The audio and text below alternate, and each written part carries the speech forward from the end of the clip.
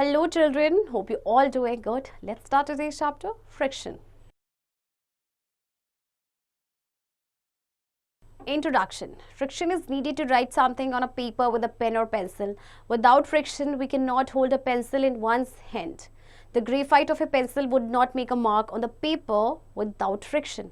Sometimes, we made mistakes when we write with a pencil and use an eraser to erase them. Rubbing of eraser possible because of friction. देखिए कोई भी चीज़ आप जैसे paper पे लिखते हैं pen या पेंसिल के साथ तो उसके लिए फ्रिक्शन की ज़रूरत होती है. बिना फ्रिक्शन के आप अपने पेंसिल को भी होल्ड नहीं कर पाएंगे अपने हाथ से. एंड जो ग्रेफाइट है आपका पेंसिल का वो एक मार्क नहीं छोड़ पाएगा आपके पेपर पे without friction.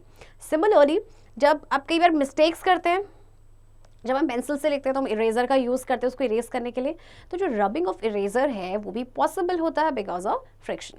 In machines, including all its parts, friction is present. Friction is a natural resistance to relative motion between two contacting bodies. Friction also has a negative influence on the system. Work done in overcoming friction in bearings and other mechanical components of machines is dissipated as heat and its reduction leads to an overall increase in efficiency. Machines में आपके जितने भी parts होते हैं friction आपका होता है. ठीक है, तो फ्रिक्शन आपका एक नेगेटिव इन्फ्लुएंस भी होता है सिस्टम पे, क्योंकि देखिए कोई जो वर्क डन हो रहा है इन ओवरकमिंग फ्रिक्शन बियरिंग्स में या किसी भी मैकेनिकल कंपोनेंट्स में, उसमें क्या होता है कि आपकी हीट जनरेट होती है, right. Friction is essential to prevent slipping or sliding as it is a resistant force that slows down motion. Friction can also cause the need for expending energy. It can hinder motion. In order to get just enough friction, a good compromise is necessary. देखिए friction आपका ज़रूरी है कि आप slipping से prevent हो सकें या स्लाइड होने से आप बच सकें, because it is a resistant force जो कि स्लो डाउन करता है किसी भी मोशन को.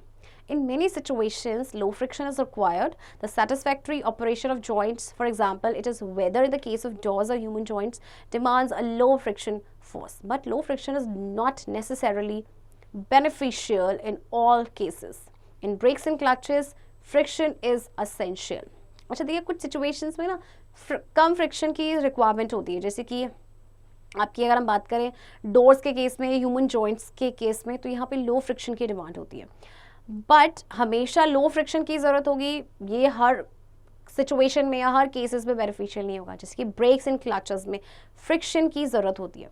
Similarly high friction is required between a vehicle tyre and the road surface. इसीलिए हाई फ्रिक्शन की इसके अलावा ज़रूरत होती है कहाँ पे, एक व्हीकल टायर एंड रोड के सरफेस के बीच में, just as it is between shoes and floor for walking. इसी तरह से शूज एंड जो फ्लोर फॉर वॉकिंग है इनके बीच का भी आपका फ्रिक्शन हाई होना चाहिए. Definition. Friction can be defined as an opposing force which comes into play when two surfaces in contact with each other move relative to one another. The force applied between two bodies resists the motion, and to overcome this opposing force, an equal and opposite force needs to be applied. तो friction को हम कैसे define कर सकते हैं? Opposing force, right. ये जब आपके कब प्ले में आता है, जब दो सर्फेसेस कॉन्टैक्ट में होते हैं एक दूसरे के and then they move relative to one another. तो जो फोर्स अप्लाई हो रहा है दो बॉडीज के बीच में वो मोशन को रेजिस्ट करता है एंड देन फिर इस ऑपोजिंग फोर्स को ओवरकम करने के लिए इक्वल एंड ऑपोजिट फोर्स की रिक्वायरमेंट होती है जो कि हम अप्लाई करते हैं. Mechanism of friction. Friction resistance to the relative motion of two solid objects is usually proportional to the force which presses the surface together.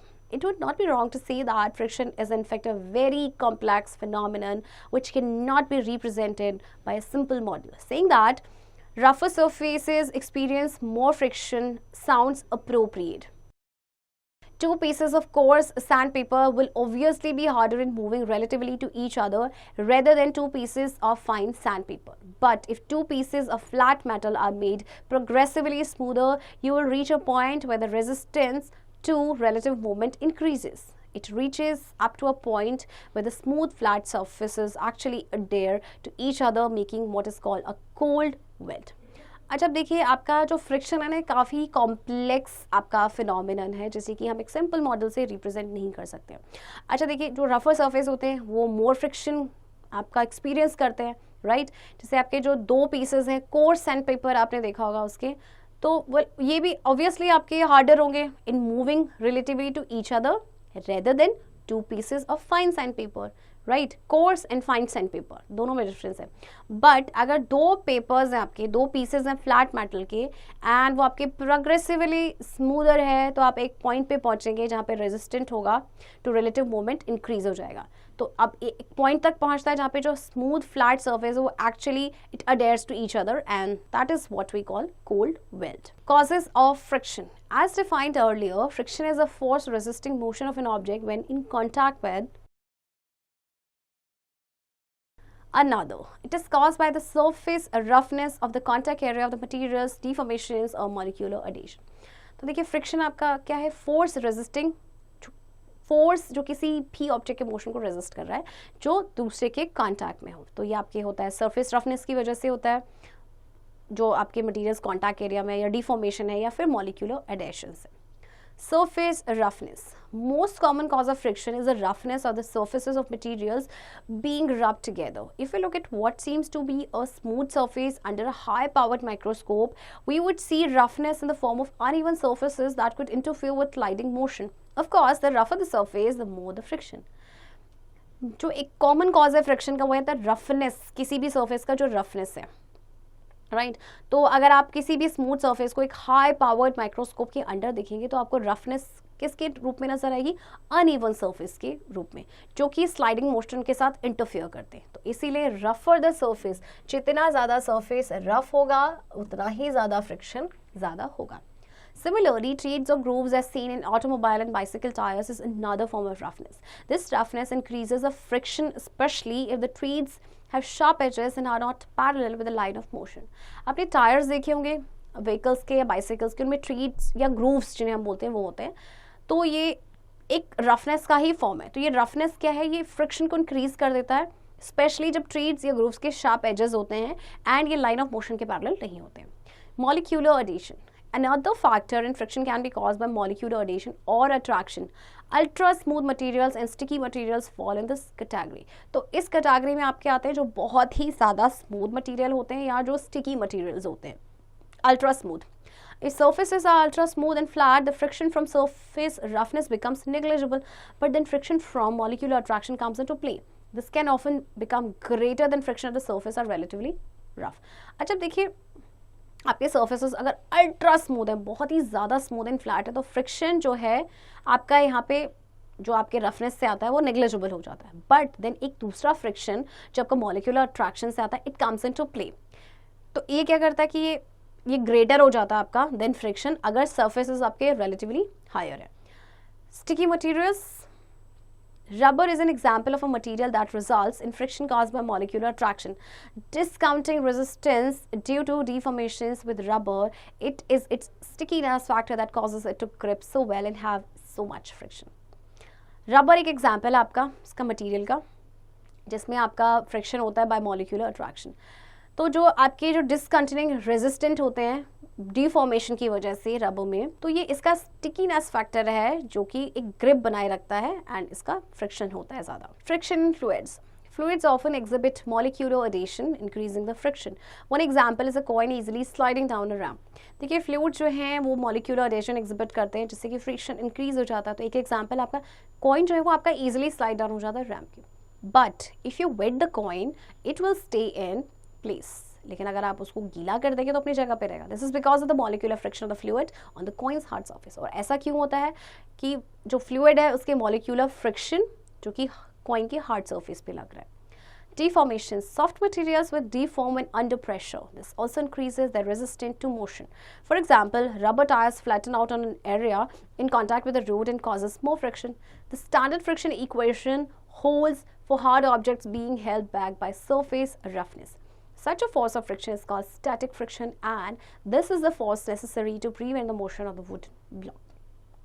अच्छा देखिए, जो सॉफ्ट मटेरियल्स हैं आपके वो डिफॉर्म हो जाते हैं अंडर प्रेशर। इसके अलावा इससे इनका जो रेजिस्टेंट टू मोशन ये भी इंक्रीज हो जाता है। जैसे कि रबर टायर फ्लैटन आउट हो जाते हैं जो आपके एरिया इन कॉन्टैक्ट होते हैं रोड के एंड जिसकी वजह से फ्रिक्शन कॉज करते हैं।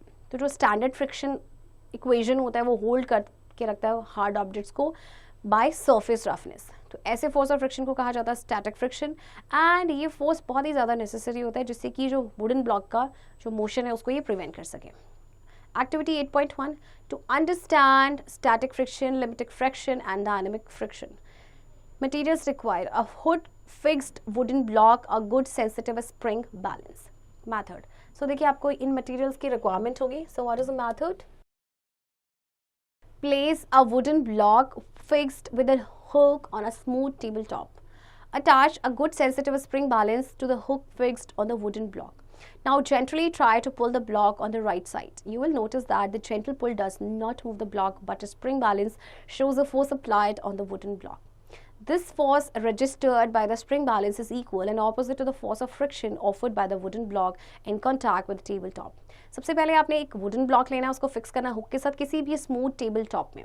फिर एक बहुत ही अच्छा सेंसिटिव स्प्रिंग बैलेंस आपने क्या करना है, हुक के साथ अटैच करना है जो कि वुडन ब्लॉक के साथ फिक्स्ड होगा. नाउ आपने जेंटली ब्लॉक को पुल करना है राइट साइड.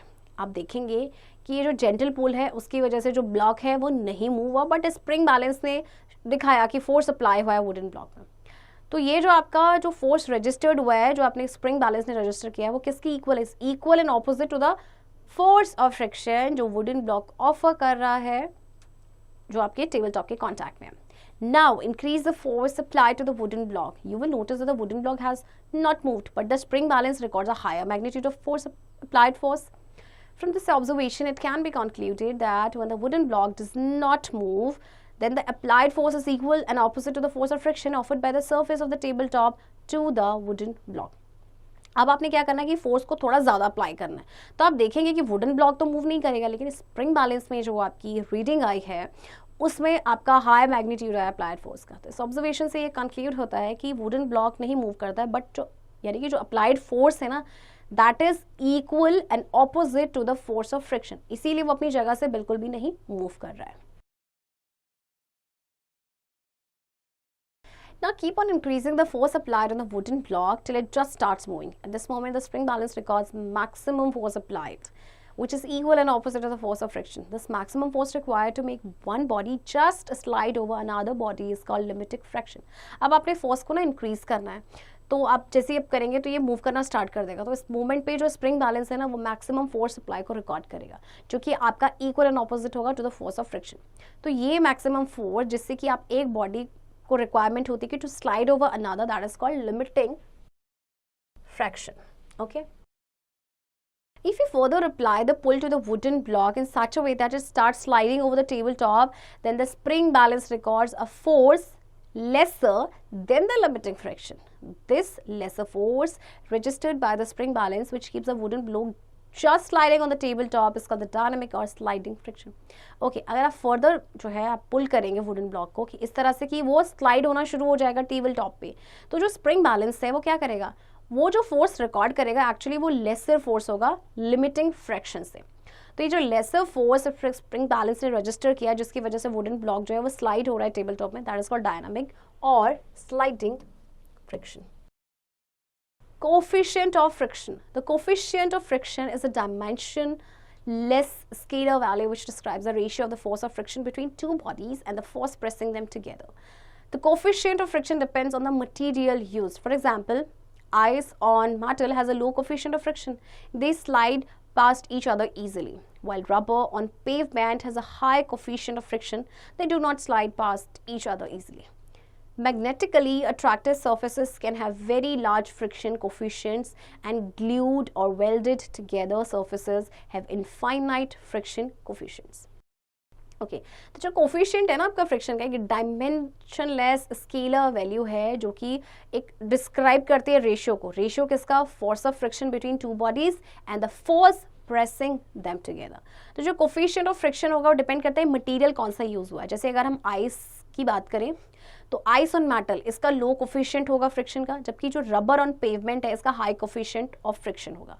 तो मैग्नेटिकली अट्रैक्टिव सर्फेसेस होते हैं, उनके लार्ज फ्रिक्शन कोफिशिएंट्स होते हैं जिसकी वजह से ग्लूड या वेल्डेड होते हैं टुगेदर, एंड देन सरफेस के पास इनफाइनाइट फ्रिक्शन कोफिशिएंट्स होते हैं. Types of frictions.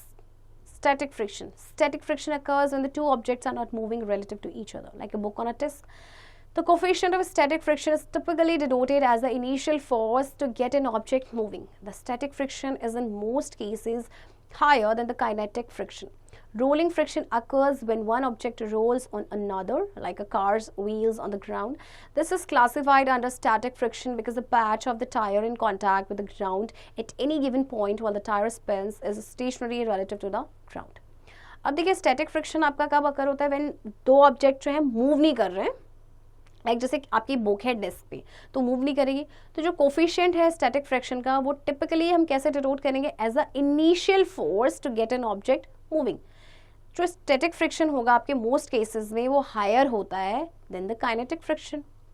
एंड जो रोलिंग फ्रिक्शन होता है वो आपका कब होता है, जब एक ऑब्जेक्ट रोल करता है दूसरे पे, जैसे कि जो कार के व्हील्स रोल करते हैं ग्राउंड पे, तो इसको क्लासिफाई किया जाता है अंडर स्टैटिक फ्रिक्शन, क्योंकि जो पैच ऑफ टायर होते हैं वो कॉन्टैक्ट में होते हैं ग्राउंड के किसी भी गिवन पॉइंट के, वाइल द आपके जो टायर होते हैं वो स्पिन करते हैं, वो स्टेशनरी होते हैं relative to the ground. Kinetic और dynamic friction take place when two objects are moving relative to each other and rub together like ski slides on the ice. अच्छा देखिए, आपका डायनामिक या फिर काइनेटिक फ्रिक्शन आपका कब होता है, जब दो ऑब्जेक्ट्स ये मूव कर रहे हैं relative to each other, right. The coefficient of kinetic friction is typically denoted as, and इसका जो कोफिशिएंट है उसको डिनोट करते हैं इससे, एंड ये आपका is usually less than the coefficient of static friction, और ये कोफिशिएंट ऑफ स्टैटिक फ्रिक्शन से कम होता है. Since friction is always exerted in a direction that opposites movement, kinetic friction always does negative work. तो kinetic friction जो है आपका हमेशा ही नेगेटिव वर्क करेगा. Fluid friction is a friction between a solid object as it moves through a liquid or a gas. The drag of air on an airplane or the drag of water on a swimmer are two examples of fluid friction. Fluid friction आपका होता है between a solid object as ये move करता है किसी भी liquid में या gas में. तो जो drag होता है air का on an airplane और जो drag होता है water का on a swimmer, ये दो examples आपके fluid friction के हैं. Limiting friction. The maximum static force of friction comes into play when one body just slides upon another body. This is called limiting friction.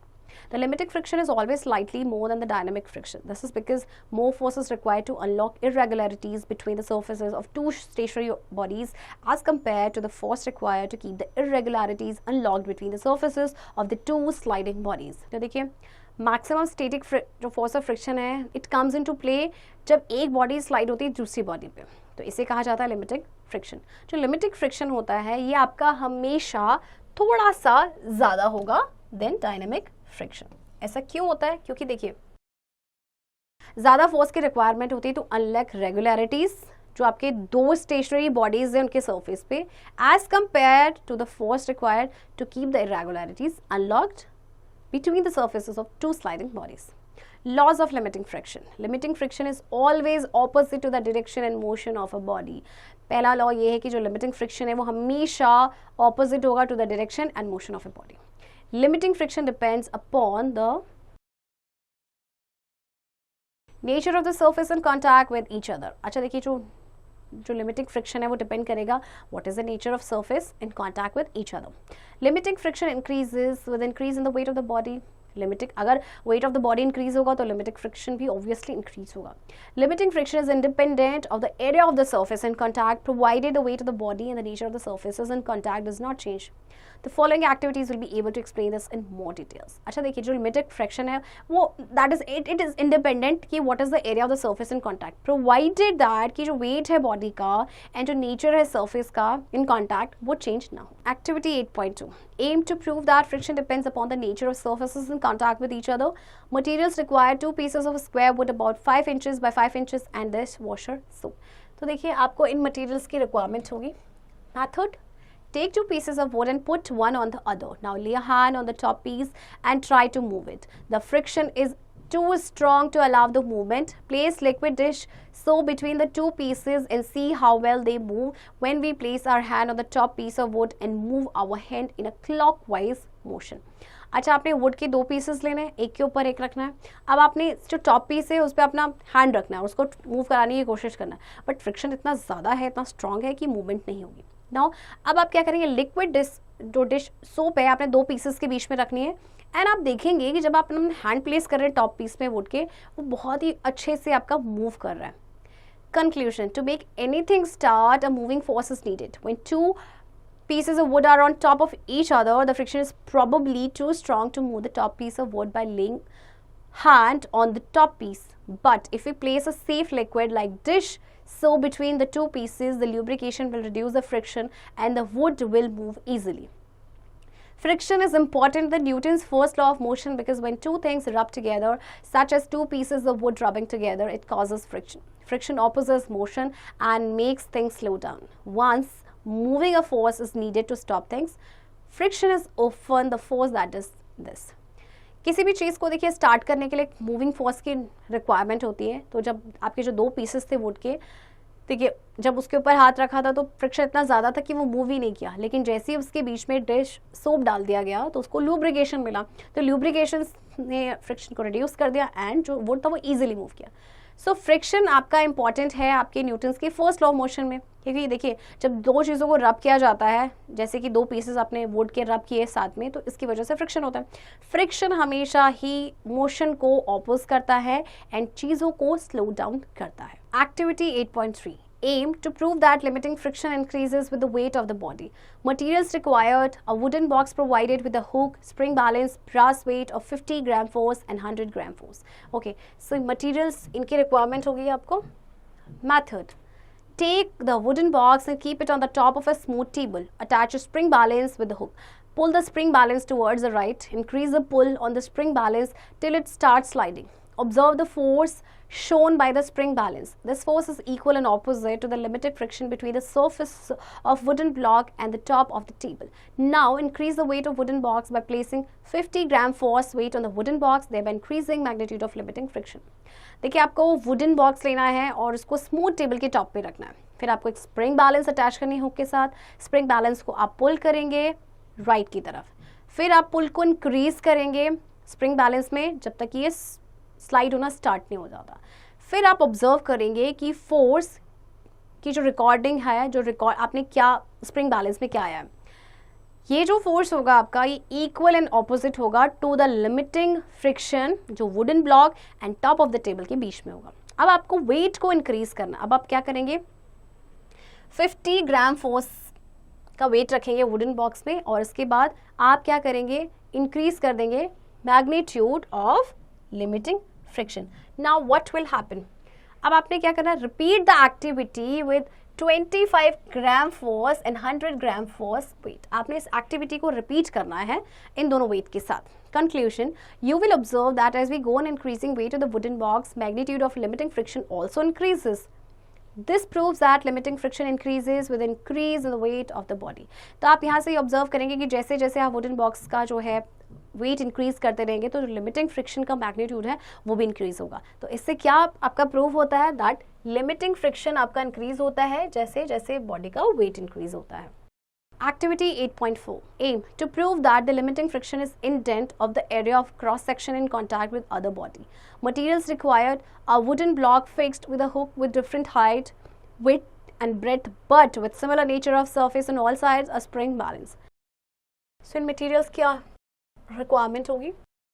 Method: place a wooden block on a smooth tabletop so that the largest face in contact with the tabletop. Now fix the spring balance to the hook of the wooden block. Pull the spring balance towards the right side till the wooden block just starts moving on the tabletop. Record the reading shown by the spring balance. This reading represents the force equal and opposite to the limiting friction between the wooden block and the tabletop. Now repeat the same activity with the other surfaces of the wooden block which have the different cross section areas. देखिए आपको wooden block को place करना है smooth table top में और इस तरह से कि जो लार्जेस्ट फेस है आपका वुडन ब्लॉक का वो टेबल टॉप के कॉन्टैक्ट में है. अब स्प्रिंग बैलेंस को फिक्स करना है हुक के साथ वुडन ब्लॉक में. स्प्रिंग बैलेंस को आप पुल करेंगे राइट साइड जब तक वुडन ब्लॉक जो है मूव करना स्टार्ट नहीं कर जाता. अब आपको रीडिंग जो आई है उसको नोट डाउन करनी है जो स्प्रिंग बैलेंस में आपकी आई है. तो ये जो रीडिंग है वो क्या रिप्रेजेंट कर रहा है कि force equal in opposite to the limiting fraction between the wooden block and the tabletop. अब सेम एक्टिविटी को रिपीट करना है दूसरे सर्फेसिस के साथ लाइक वुडन ब्लॉक जिसका डिफरेंट क्रॉस सेक्शन एरिया होगा. Conclusion: you will notice that the reading shown by the spring balance remains the same irrespective of the cross section area of the surface in contact. This activity clearly proves that limiting friction is independent of areas of the cross section of the surface in contact with other body. अब आपने क्या करना है, यहाँ से आपने क्या conclusion निकला है कि जो रीडिंग जो आपके स्प्रिंग बैलेंस में आई है वो सेम है कोई फ़र्क नहीं पड़ता कि क्या क्रॉस सेक्शन का क्या एरिया था आपका जो सरफेस ऑफ कॉन्टैक्ट पे थी। तो ये एक्टिविटी क्लियरली शो करती है कि जो लिमिटिंग फ्रिक्शन है that is independent of the areas of the cross section of surfaces in contact with the other body. Rolling friction. First, let us perform the following activity. Activity 8.5. Aim to prove that rolling friction is far less than limiting friction. Materials required: a wooden block fixed with a hook, a spring balance, and 4 to 5 pencils with round surfaces. In materials की requirement होगी. Method. First, repeat the activity 10.2 with the wooden block and note down the limiting friction of the wooden block on the tabletop. Now place the round surface pencils parallel to each other on the tabletop with a distance of 2 centimeters between them. Over these pencils, place the wooden block in such a way that when force is applied on it, the pencils roll under it in the direction of the applied force. Attach the spring balance to the hook of the wooden block and gently pull the spring balance towards the right till it just starts sliding over the pencils. अब आपको क्या करना है, activity 10.2 repeat करनी है जिसमें आपने wooden block के ऊपर रखा था टेबल टॉप पे. तो आपको क्या करना है कि लिमिटिंग फ्रैक्शन को नोट डाउन करना है. अब आपने क्या करना है, राउंड सरफेस पेंसिल्स को रखना है एक दूसरे के parallel on the table top. उनके बीच का डिस्टेंस होना चाहिए 2 सेंटीमीटर्स. इसके बाद इन पेंसिल्स के ऊपर आपने रखना है वुडन ब्लॉक को इस तरह से रखना है कि जो फोर्स अप्लाई हो रहा है इस पे तो पेंसिल जो है वो रोल करे okay in the direction of the applied force. इसके बाद आपने क्या करना है, अटैच करना है स्प्रिंग बैलेंस को to the hook of the wooden block and gently spring balance को पुल करना है राइट की तरफ कि ये स्टार्ट हो जाए स्लाइड करना over the pencils. Conclusion. You will notice that the force required is much lesser than the limiting friction. This force of friction is called the rolling friction. आप ये conclude करेंगे कि जो force की requirement है ना यहाँ पे आपकी limiting friction से बहुत कम है. तो इस force of friction को कहा जाता है rolling friction. Rolling friction can be defined as a friction experienced by a body when it's made to roll over another body. This is a resistive force that slows the wheel's motion on the other surface. तो देखिए rolling जैसे कि नाम से ही पता चल रहा है, तो फ्रिक्शन इसमें कैसे होगा कि जब एक जो है कोई ऑब्जेक्ट जो है रोल कर रहा है ओवर अनदर ऑब्जेक्ट और ओवर अनदर बॉडी, तो ये भी आपका एक रेजिस्टिव फोर्स है जो जैसे कि आपके जो व्हील्स के मोशन है उसको स्लो डाउन करता है on the other surface. Causes of rolling friction. Rolling friction is caused by the deformation of the ground.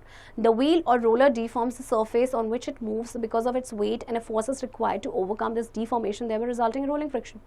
देखिए आपके जो व्हील या रोलर हैं ये डिफॉर्म करते हैं सरफेस को जिस पे ये मूव करते हैं बिकॉज ऑफ इट्स वेट और जो फोर्स की रिक्वायरमेंट होती है टू ओवरकम दिस डिफॉर्मेशन जिसकी वजह से रोलिंग फ्रिक्शन होता है. The deformation of the wheel और tyre. The wheel takes in a sort of ploughing motion resulting in increase deformation at the front of the wheel while the rear of the wheel undergoes little deformation which results in the majority of the normal force being located at the front. देखिए आपके जो wheel हैं उसके आपका जो front होगा wheel का उसमें इंक्रीज डिफॉर्मेशन होगा जबकि जो रियर है व्हील का उसमें लिटिल डिफॉर्मेशन होगा जिसकी वजह से क्या होगा जो majority of the normal force है वो आपका फ्रंट पे लोकेट हो जाएगा. An inclined plane is formed in the direction of motion of the wheel because of these two above mentioned deformations. Thus, a force is required to overcome this temporary inclined plane which is continuously moving forward. This applied force against the continuously moving forward plane is equal to the rolling friction. अच्छा देखिए आपका जो inclined plane आपका form हो रहा है in the direction of motion of the wheel because of ये जो आपके जो डिफॉर्मेशन है उनकी वजह से. तो एक फोर्स की रिक्वायरमेंट होती है to overcome this temporary incline plane जो कि कंटिन्यूअसली फॉरवर्ड मूव कर रहा है. तो जो अप्लाइड फोर्स है ये which is against the continuously moving forward plane वो इक्वल होगा to the rolling friction. Rolling friction depends very much on the material of the wheel और tyre and the sort of ground. For example rubber will give a bigger rolling friction than steel. Also sand on the ground will give more rolling friction than concrete. तो rolling friction आपका depend करता है कि किस तरह का material है wheel का या टायर का या ग्राउंड किस तरह का है. जैसे कि रबर जो है उसका रोलिंग फ्रिक्शन स्टील से ज़्यादा होगा, इसी तरह से सैंड जो ग्राउंड में होगी उसका रोलिंग फ्रिक्शन ज़्यादा होगा कंक्रीट से. An advantage of rolling friction is that it is much less than sliding friction. Because of this reason, rolling friction is preferred than sliding friction. In our daily life, we see a number of devices using rolling friction in the forms of wheels, ball bearings, etc. to take the advantage of this property of rolling friction. तो rolling friction का एक advantages ये है कि ये sliding friction से काफ़ी कम होता है. तो इस रीज़न की वजह से रोलिंग फ्रिक्शन को ही प्रेफर किया जाता है स्लाइडिंग फ्रिक्शन के बजाय. तो हमारी डेली लाइफ में भी हम देखते हैं कि बहुत सारे ऐसे डिवाइसेस होते हैं जैसे में रोलिंग फ्रिक्शन का यूज़ किया जाता है, जैसे व्हील्स है, the forms of wheel, ball bearings है, right. Examples of rolling friction. One of the fastest means of mass transport is train. The wheel as well as the train tracks are made up of high quality steel. As this steel is very tough, a very little amount of deformation of wheels or tracks occur while moving. Okay. आपका जो train की अगर हम बात करें तो जो wheel as well as जो आपके ट्रेन ट्रैक्स हैं ये आपके बने हाई क्वालिटी स्टील से. तो ये स्टील काफ़ी टफ होता है, तो बहुत थोड़ा सा अमाउंट डिफॉर्मेशन का होता है व्हील्स या ट्रैक्स के बीच जब ये मूव करते हैं. Therefore, a lesser force is required to overcome this resistance. इसीलिए कम फोर्स की रिक्वायरमेंट होती है to overcome this resistance, and hence we get faster movement with lesser energy expenditure. इसीलिए हमें क्या मिलता है, faster movement मिलता है with less energy expenditure. The roads are made up of concrete or coal tar mixed with hard stones. The roads are compacted very hard with the use of heavy rollers so that there is minimum depression of the road surface when vehicles move on it. Secondly, the types of vehicles should have adequate pressure in the tires to reduce their deformation to minimum levels. जो आपकी roads होती हैं वो concrete से बनी होती हैं and आपका उसमें कोल टार मिक्स होता है हार्ड स्टोन के साथ. देन रोड्स को कॉम्पैक्ट किया जाता है हेवी रोलर्स के साथ जिससे कि minimum depression of road surface के जब कोई भी व्हीकल्स पे मूव करे. सेकेंडली, जो टाइप्स ऑफ व्हीकल्स होते हैं उनके पास एडिक्वेट प्रेशर होना चाहिए टायर्स में जिससे कि वो इस डिफॉर्मेशन को रिड्यूस करें to minimum levels. Heavy equipments are provided with wheels so that they can be moved easily. You must have noticed wheeling some of the furniture at your home. Your TV trolley also has wheels to move your television easily. जो heavy equipments होते हैं उनके नीचे आपको पता wheels provide किए जाते हैं जिनसे इनको ईजिली मूव किया जा सकता है. जैसे कि टेलीविजन है, टेलीविजन की जो ट्रॉली होती है, राइट, उसमें क्या होता है आपके व्हील्स होते हैं जिसके आप इजीली उसको मूव करा सकें. In big thermal electricity producing plants huge amount of coals is fed through the conveyor belts which move on big ball bearings. अच्छा, आपके जो थर्मल पावर प्लांट्स होते हैं यहाँ पे कोल को फेड किया जाता है थ्रू द कन्वेयर बेल्ट्स जो कि बॉल बियरिंग्स पे मूव करते हैं. Friction, liquid and gases. Till now, we have discussed the friction of solid objects when they move in relation to each other. Similarly, when a solid object moves through liquid or gas, its surface experiences friction. When a solid object is in contact with a fluid such as liquid or gas and a force is applied to either the object or fluid, there is a friction force that resists the motion. Examples where fluid's friction occurs are water flowing through a hose and an airplane flying through the atmosphere, etc. अभी तक हमने जो friction है solid objects के बीच में discuss किया था, राइट. इस जैसे कि देखिए आपका एक सॉलिड ऑब्जेक्ट है वो मूव कर रहा है थ्रू लिक्विड और गैस, इसका जो सरफेस है वो भी फ्रिक्शन एक्सपीरियंस करेगा. तो जैसे आपका सॉलिड ऑब्जेक्ट है वो कांटेक्ट में आता है किसी फ्लूइड के, लिक्विड या गैस के, देन एक जो फोर्स अप्लाई होता है चाहे तो ऑब्जेक्ट या फिर फ्लूइड में, there is a friction force जो कि उस मोशन को रेजिस्ट करेगा. जैसे आपका वाटर फ्लो करता है होज से या एयरप्लेन आपका जो है फ्लाई करता है एटमॉस्फेयर पे. The friction exerted by a liquid on the surface of a solid object is lesser as compared to that of another solid. Similarly, gases exert least force of friction in comparison to solids or liquids. तो देखिए जो liquid friction exert करते हैं किसी भी solid surface के वो कम होता है as compared to another solid. इसी तरह से जो gases होती हैं वो least force of friction exert करती हैं in comparison to solids or liquids. As water and air are the most common liquid and gas available respectively, we will discuss friction due to water and air. Friction due to water. The case causes of fluid or water friction are turbulent effects in the form of surface roughness and deformities, molecular attraction or adhesion between the materials and deformation resistance of the fluid. अच्छा, ये जो causes आपके water friction के आपके turbulent effects हैं किसकी form में, surface roughness या deformities, molecular attraction between the materials and deformation resistance of the fluid. Factors that determine the amount of fluid friction on a solid object include the viscosity of the liquid, the surface texture of the solid object and the shape of the object. By changing any of these factors, you can increase or decrease the amount of resistive force of fluid friction. तो देखिए वो factors जो fluid friction को determine करते हैं किसी भी solid object में, उसमें आपका आता है कि what is the viscosity of the liquid and surface texture क्या है सॉलिड ऑब्जेक्ट का एंड शेप क्या है ऑब्जेक्ट का. तो इन फैक्टर्स में से अगर हम कोई भी चेंज कर सकते हैं या मतलब हम क्या जो आपका फ्लूइड फ्रिक्शन है उसको हम बढ़ा भी सकते हैं उसे घटा भी सकते हैं. Streamlined shape, the special shape of a body around which fluid or air can flow with minimum friction is called streamlined shape. कि स्ट्रीमलाइन शेप एक स्पेशल शेप होती है जिसमें कोई भी जो बॉडी होती है मतलब वो अराउंड फ्लूइड या एयर के फ्लो करती है with minimum friction. Examples: the bodies of boats and ships are made in a streamlined manner so that water offers least resistance of friction for their movement through water. When a swimmer swims in water, he tries to move in the water by making streamlines, thus offering less resistance. Boats and ships की जो bodies होती हैं वो streamlined होती हैं, जिससे कि जो वाटर है वो लीस्ट रेजिस्टेंस ऑफर करे या लीस्ट फ्रिक्शन ऑफर करे. ओके एंड जो स्विमर्स जब स्विम करते हैं वाटर में तो वो ट्राई करते हैं कि वो स्ट्रीमलाइन ऑफ बनाए, जिससे कि क्या होगा कि लीस्ट रेजिस्टेंट वो ऑफर करेंगे. Most of the water animals specially fish have their bodies naturally streamlined so as to suit their water habitat. आप फिशेस की जो स्ट्रक्चर है आप उन्हें देखिए, उनकी बॉडी स्ट्रीमलाइंड होती है. As water offers friction, stopping a big ship becomes a tricky job. Big ships have to fire their engines in the reverse direction to stop themselves. अच्छा, आपका जो वाटर है वो फ्रिक्शन ऑफर करता है तो बड़ी शिप को स्टॉप करना एक थोड़ा सा ट्रिकी जॉब हो जाता है. तो इसीलिए बिग शिप्स क्या करती हैं कि वो अपने इंजन्स को फायर करती है रिवर्स डायरेक्शन में, जिससे कि वो बंद हो जाती है अपने आप ही. Friction due to air. Air friction is due to the object moving through the air, thereby moving molecules of air aside. The larger the object, the more air has to be moved aside, and so larger is the air friction. Even surfaces parallel to the direction of motion of the object generate friction, since molecules of air collide with the surface and are pushed in the forward direction by collision. By Newton's third law, they push back the object, thereby generating more air friction. Air friction आपका किसकी वजह से होता है? देखिए, due to the object moving through the air.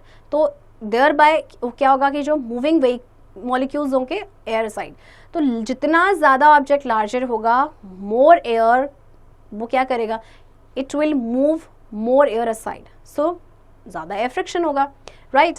Even जो surfaces parallel होते हैं direction of the motion of the object के, वो फ्रिक्शन जनरेट करते हैं क्योंकि जो मॉलिक्यूल्स होते हैं एयर के वो कोलाइड करते हैं सर्फेस के साथ and then are pushed in the forward direction by collision. अब न्यूटन्स थर्ड लॉ जो कहता है कि every action there is an equal and opposite reaction, यानी कि वो ऑब्जेक्ट को पुश बैक करते हैं जिससे कि मोर एयर फ्रिक्शन आपका जनरेट होता है. There is a lot of drag if the shape of an object disturbs the air a lot. अच्छा, ड्रैग बहुत ज़्यादा हो जाता है अगर जो शेप होता है ना ऑब्जेक्ट का वो डिस्टर्ब करता है एयर को. For example, if you push a flat plate through the air, it leaves lots of walls of turbulent air behind it. It requires energy to create that turbulence and gets more air friction. On the other hand, a smooth aerodynamic shape leaves hardly any turbulence behind it after it goes by. देखिए, जब आप एक flat plate को push करेंगे ना air में तो ये टर्बुलेंस छोड़ेगा बिहाइंड इट, ठीक है. तो इसको ज़्यादा एनर्जी की रिक्वायरमेंट होगी तो वो टर्बुलेंस क्रिएट करने के लिए, जिसकी वजह से ज़्यादा एयर फ्रिक्शन लगेगा.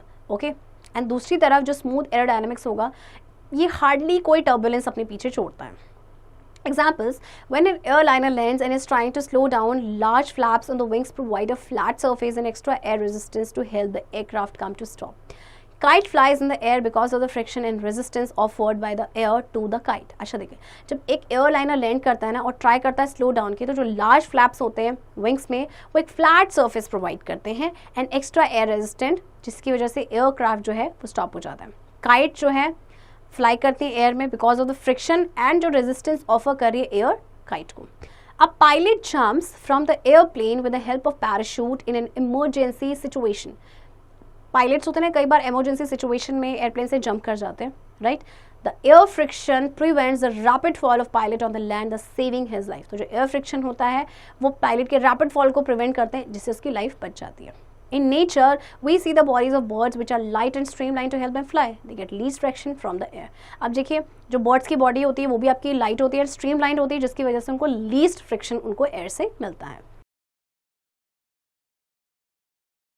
The bodies of aeroplanes, cars and other vehicles are streamlined to reduce the force of friction opposing their movement. So देखिए, इनकी bodies भी आपके क्या होती हैं, cars या दूसरे vehicle streamlined होती हैं to reduce the force of air friction.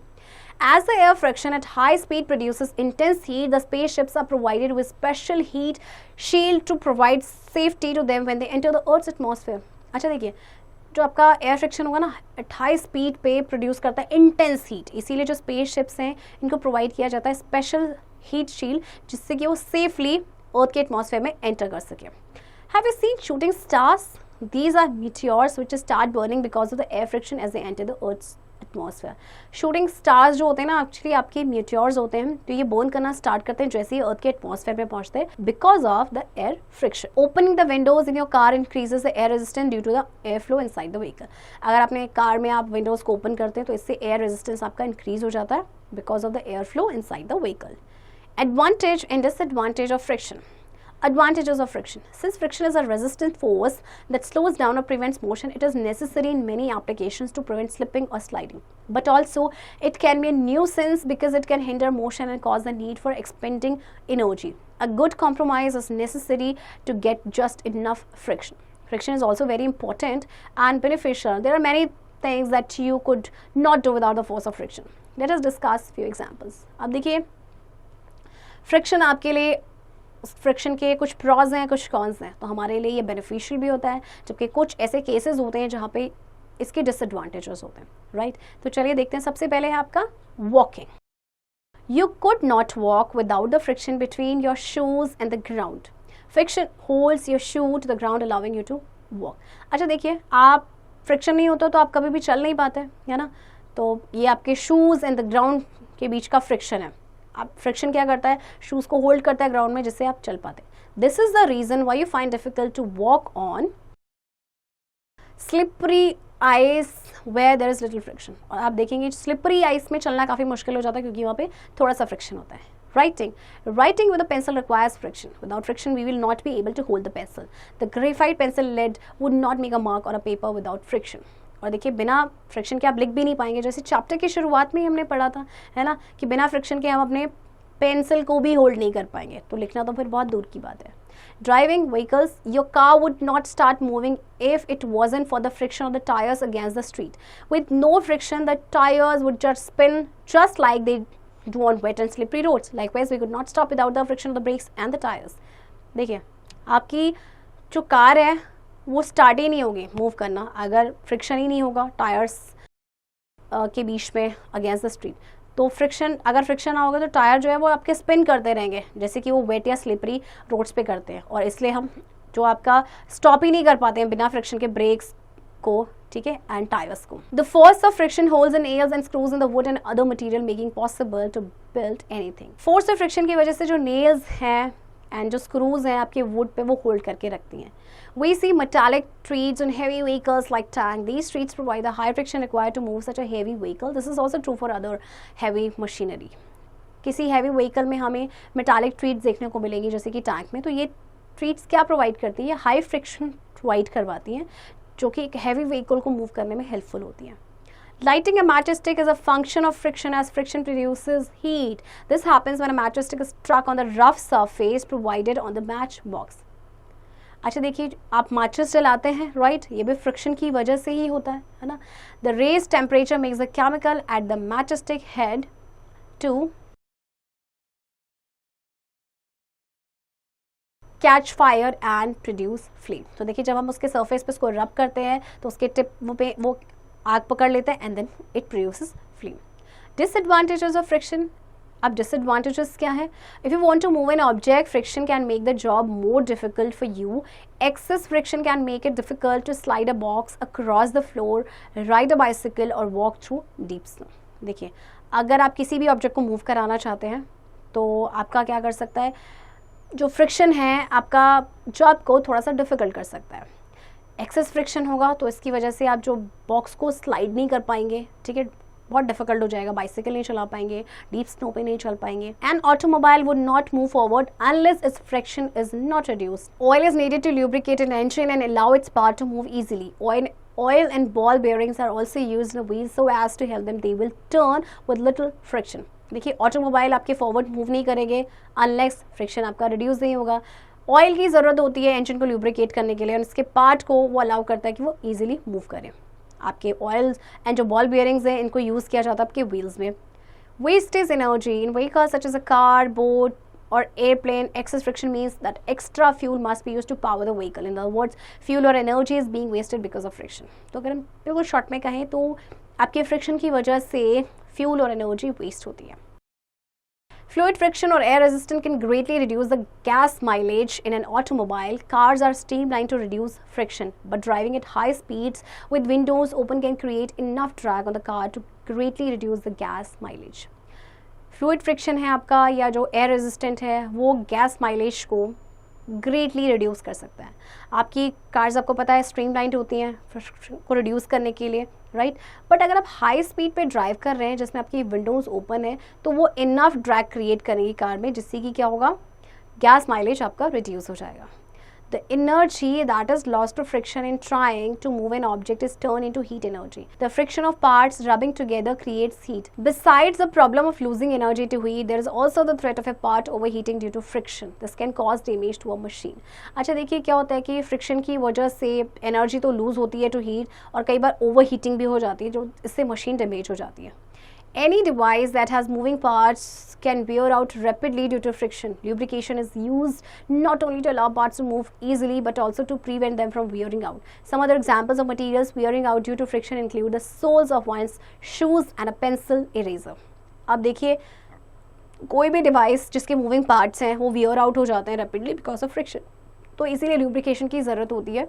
ठीक है, तो ल्यूब्रिकेशन क्या करता है कि पार्ट्स को ईजिली मूव कराने में तो अलाउ कराता है, बट वो क्या करता है उनको वियर आउट होने से भी प्रिवेंट करते हैं. फ्रिक्शन, गुड और bad.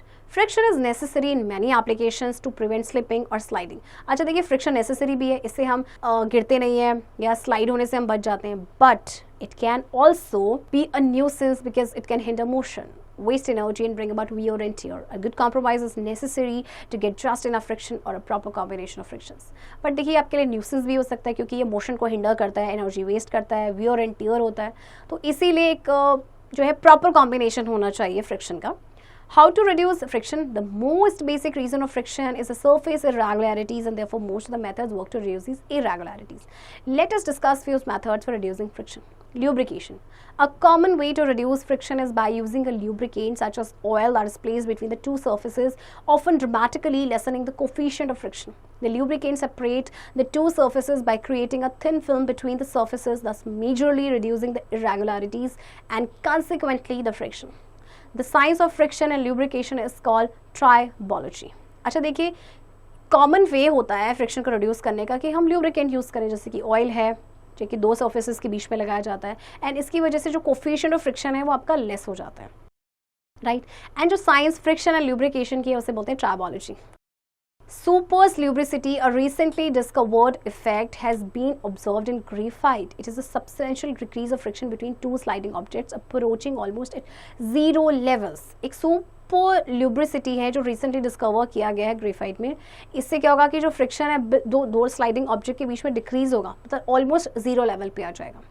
Converting sliding friction into rolling friction by using devices such as ball bearings, wheels, etc. can change sliding friction into a much smaller rolling friction. Okay, अगर devices जो हैं जिनमें आपके ball bearings हैं, wheels हैं, वो sliding friction को क्या करते हैं, change करते हैं बहुत ही कम rolling friction में. Ball bearing. A ball bearing contains a set of balls between two rings. The inner ring can rotate easily while the outer ring does not move. The bearing can be used to support a rotating shaft which is fixed to the inner ring of the bearing. Ball bearing में आपके balls का set होता है जिसमें आपकी दो rings होती है. जो इनर रिंग होती है वो रोटेट करती है इजीली, जबकि आउटर रिंग आपकी मूव नहीं होती है.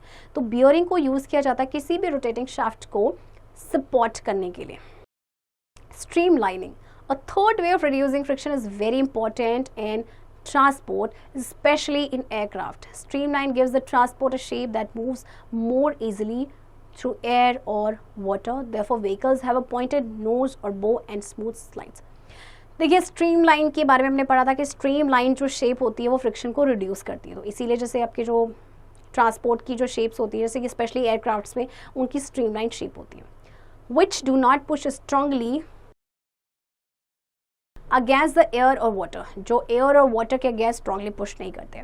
Reducing friction by streamlining an aircraft can give it a higher speed. Streamline can also save fuel if the speed is not increased. Many birds and fish are streamlined so that they can swim at a good speed, catch prey and dive through the air or water. Okay, अब देखिए क्या होगा कि जैसे कि हमने friction reduce कर दिया बाय स्ट्रीमलाइनिंग, तो एयरक्राफ्ट या कार जो है वो हायर स्पीड आपकी प्रोवाइड करेगी। स्ट्रीमलाइनिंग आपका फ्यूल तो सेव ही करेगी अगर स्पीड को इंक्रीज नहीं किया जाता है। बहुत सारी बर्ड्स हैं या फिश हैं आपकी स्ट्रीमलाइन शेप की होती हैं जिससे कि वो एक गुड स्पीड पे स्विम करती हैं। Slaking techniques, one technique used by railroad engineers is to back up the train to create slack in the linkages between cars. This allows the train to pull forward and only take on the static friction of one car at a time instead of all cars at once, thus spreading the static friction force out over time. अच्छा, एक आपका है एक technique जो use की जाती है bye rail road engineers की बैकअप करना ट्रेन को, जो एक स्लैक क्रिएट करते हैं in the linkages between cars. इससे क्या होता है कि ट्रेन जो है वो फॉरवर्ड पुल करती है एंड सिर्फ एक ही आपका जो है स्टैटिक फ्रिक्शन को लेती है एक कार का एक टाइम पे इंस्टेड ऑफ सारी कार एक साथ पे। Surface characteristics modification. You can reduce friction by improving the surface characteristics or texture of solid objects by method like polishing. आप फ्रिक्शन को रिड्यूस कर सकते हैं पॉलिशिंग के थ्रू भी। Seldom are the surface characteristics changed to purposely increase the fluid friction, और कई बार ये जानबूझकर भी किया जाता है जिससे कि फ्लूइड फ्रिक्शन इंक्रीज हो जाए। Turbulence factor, if a golf ball had a completely smooth surface it would not fly as far as an identical ball with a dimple surface. The reason is that each dimple creates a small area of turbulence on the surface.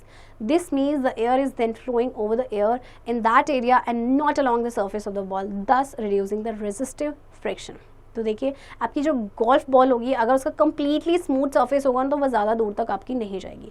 अगर identical same ball को आप ले लें जिसमें Dimple surface है वो उसके comparatively ज़्यादा दूर तक जाएगी।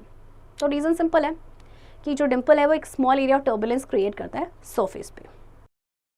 Points to remember, frictional resistance to the relative motion of two solid objects is usually proportional to the roughness of the surfaces and the force which presses the surface together. Most common cause of friction is the roughness of the surfaces of materials being rubbed together. The coefficient of friction is a dimension scalar value which describes the ratio of the force of friction between two bodies and the force pressing them together. Static friction occurs when two objects are not moving relative to each other, like a book on a desk. The friction exerted by the liquid on the surface of a solid object is lesser as compared to solids. Similarly, gases exert least force of friction in comparison to solids or liquids. An inclined plane is formed in the direction of a motion of the wheel because of the deformations of the ground and the deformation of the wheel and tire. The friction exerted by a liquid on the surface of a solid is lesser as compared to that of another solid. Air friction is due to the object moving through the air, thereby having to move molecules of air aside. Children, I hope आपको ये chapter समझ आया होगा and इस chapter की practice अब आप खुद से करेंगे।